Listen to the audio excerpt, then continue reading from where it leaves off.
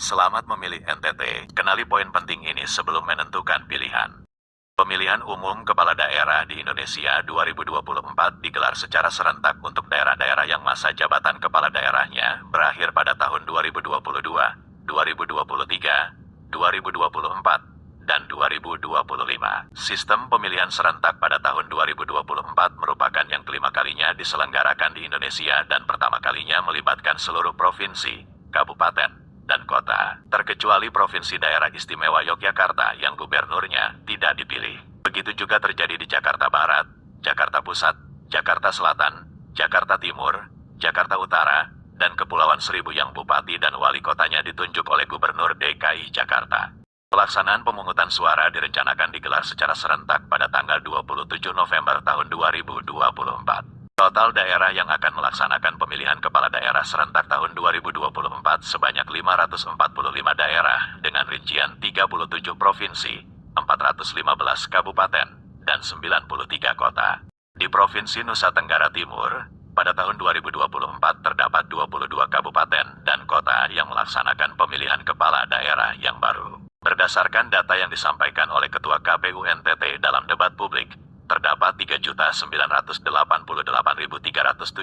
pemilih yang ada di 22 kabupaten kota, 315 kecamatan, 3.442 desa dan kelurahan akan memberikan hak politik, baik untuk memilih gubernur dan wakil gubernur yang baru, maupun untuk memilih bupati dan wakil bupati dan wali kota. Ada 9.877 TPS yang tersebar di seluruh kabupaten kota akan digunakan warga pemilih untuk datang memberikan hak politik mereka kepada calon yang mereka sukai.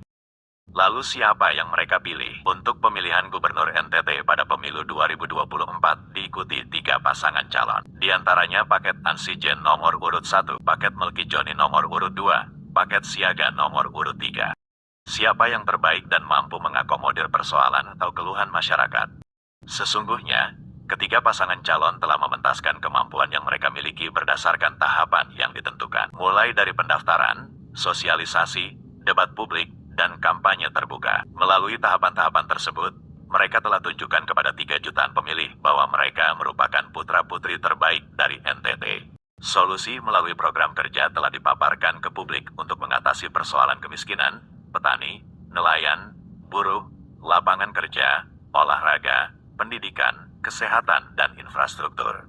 Ansi Lema, seorang politisi muda PDIP yang vokal menyuarakan persoalan masyarakat selama menjadi DPR yang dikenal dengan DPR lintas dapil tanpa sekat. Ia menggandeng seorang perempuan hebat berwawasan luas dan berpengalaman dalam dunia usaha. Begitupun juga Melki Lakalena, wakil rakyat dari Partai Golkar yang juga telah mengakomodir persoalan warga NTT di dapilnya. Ia menggandeng seorang purnawirawan Polri Joni Asadoma yang memiliki wawasan dan pengalaman jabatan hingga di luar negeri. Sedangkan Simon Kamlasi merupakan seorang purnawirawan TNI yang juga telah berkontribusi untuk kemajuan pembangunan khusus infrastruktur perairan. Sebagai politisi berlatar belakang militer, ia telah mendedikasikan dirinya untuk pembangunan di NTT. Dalam Pilgub NTT, ia memilih Adrianus Garu, seorang politisi asal Flores yang pernah menjadi anggota DPD.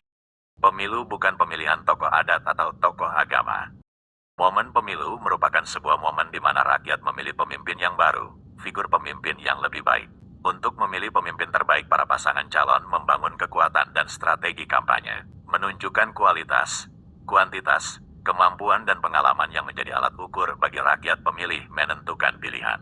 Bukan tidak mungkin, dalam meraih kemenangan, kekuatan jaringan dibangun dan dirangkul mulai dari suku, pertemanan, organisasi bahkan hingga agama dipanggungkan secara politik. Benar bahwa semua itu dilakukan untuk mencapai kemenangan, namun tidak 100% dijadikan patokan utama.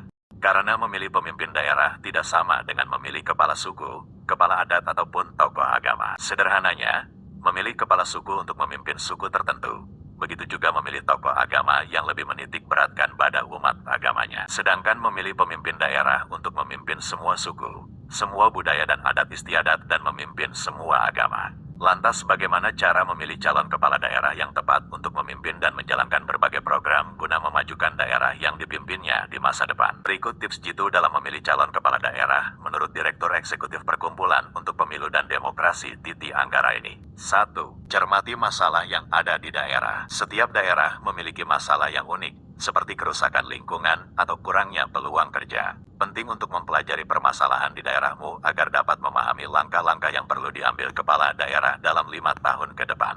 2. Baca visi misi dan program kerja kepala daerah. Bagi pemilih, penting untuk berhati-hati dalam memilih pasangan calon agar tidak salah memilih pemimpin. Sebaiknya membaca dengan teliti visi, misi, dan program kerja dari setiap kandidat calon kepala daerah. 3. Cari tahu rekam jejak kandidat. Langkah ini dilakukan untuk memastikan kepala daerah yang akan dipilih tidak terlibat dalam kasus tindak pidana korupsi atau kejahatan lainnya. 4. Gaya kepemimpinan. Penting untuk memeriksa apakah calon kepala daerah bersedia mendengarkan suara dari berbagai lapisan masyarakat. Usia bukanlah satu-satunya indikator keberhasilan dalam memimpin. Pilihlah kepala daerah yang siap menerima kritik dan keluhan dari masyarakat. 5. Peduli membangun sumber daya manusia. Calon kepala daerah perlu mengidentifikasi potensi yang ada di wilayahnya dengan fokus pada pengembangan sumber daya manusia, termasuk memberikan beasiswa kepada putra-putri daerah agar mereka dapat mengembangkan diri. Harapannya, mereka akan kembali ke daerah untuk berkontribusi dalam pembangunan di masa depan. 6. Berjiwa entrepreneur. Seorang pemimpin harus mampu menilai potensi dan sumber daya yang ada agar dapat dikembangkan demi kesejahteraan masyarakat. Pilihlah kepala daerah yang berkomitmen untuk menjadi pelayan masyarakat, bukan untuk dilayani. Calon kepala daerah akan bergerak bersama untuk melayani kebutuhan masyarakat. Demikian sobat kami kabarkan untuk Anda. Salam hormat dan sampai jumpa.